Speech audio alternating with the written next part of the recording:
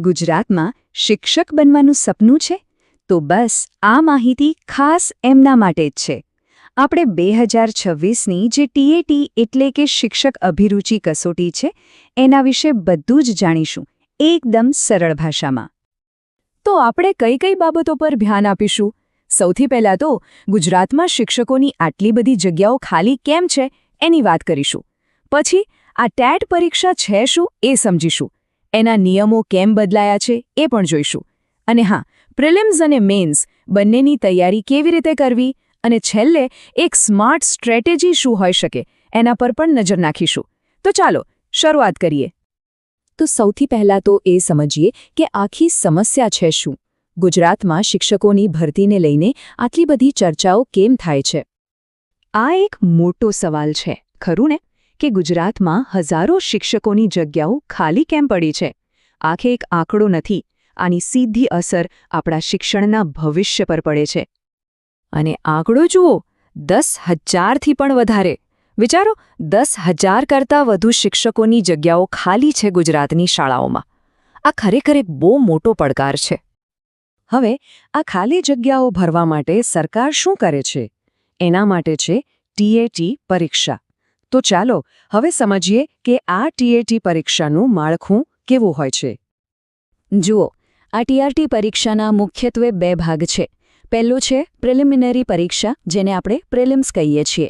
આ એક પ્રકારની સ્ક્રીનિંગ ટેસ્ટ છે, જેમાં ઓબ્જેક્ટિવ સવાલો હોય છે. જે લોકો આમાં પાસ થાય એમને પછી મુખ્ય પરીક્ષા એટલે કે મેન્સ આપવાની હોય છે, જે આખી લેખિત અને વર્ણનાત્મક હોય છે. હવે તાજેતરમાં આ પરીક્ષાના નિયમોમાં અમુક ફેરફારો થયા છે. તો સવાલ એ થાય કે આ નિયમો બદલવાની જરૂર કેમ પડી? ચાલો એની પાછળનું કારણ જાણીએ. સરકારનો હેતુ એકદમ સીધો અને સ્પષ્ટ છે. એમને ભરતીની પ્રક્રિયાને વધુ પ્રેક્ટિકલ અને એવી બનાવી છે જેમાં વધુમાં વધુ લોકો જોડાઈ શકે, જેથી જે ખાલી જગ્યાઓ છે એ ઝડપથી ભરી શકાય. જો આપણે જૂના નિયમની વાત કરીએ તો પહેલાં કેવું હતું કે મેન્સ પરીક્ષા પાસ કરવા માટે ભલે ઉમેદવાર કોઈપણ કેટેગરીનો હોય, બધાએ ઓછામાં ઓછા 60% માર્ક્સ લાવવા જ પડતા. પણ હવે આ નિયમ બદલાયો છે. નવા નિયમ પ્રમાણે જનરલ કેટેગરી માટે તો 60% જ છે, એટલે કે 200માંથી 120 માર્ક્સ. પણ જે અનામત કેટેગરી છે, જેમ કે એસસી, એસટી, એસસીબીસી, ઈડબ્લ્યુએસ અને પીએચ, એમના માટે આ લાયકાતનું ધોરણ ઘટાડીને 55% કરી દેવામાં આવ્યું છે. એટલે કે એમને 200માંથી 110 માર્ક્સ લાવવાના રહેશે. તો ચાલો હવે પરીક્ષાના પહેલા અને સૌથી અગત્યના પડાવ એટલે કે પ્રિલિમ્સને એકદમ ઊંડાણપૂર્વક સમજીએ. પ્રિલિમ્સના પહેલા ભાગમાં જે 100 માર્ક્સનો હોય છે એ બધા માટે કોમન હોય છે. એમાં સૌથી મોટો ભાર એટલે કે 35% શિક્ષક અભિયોગ્યતા પર છે.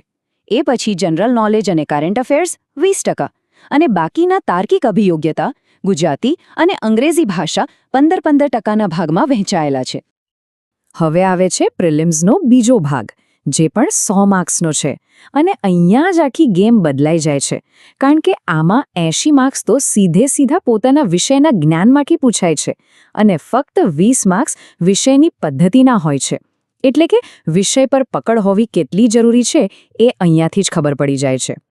અને એક ખૂબ જ મહત્વની વાત, નેગેટિવ માર્કિંગ.